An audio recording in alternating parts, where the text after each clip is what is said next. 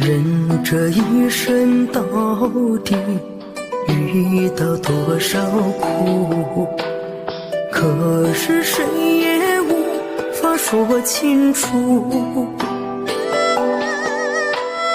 当经历一次次漫长的残酷，心里也是依然无助，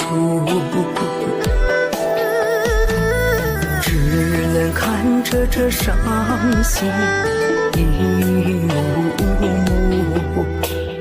人这一生忽迷又糊涂，不是不去想以后更痛苦，所有的痛苦慢慢去修补。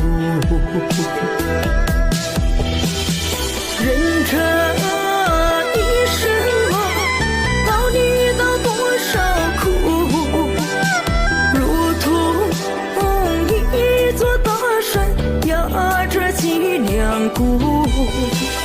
可是这故事向谁来倾诉？为了生活迈向艰难的一步步。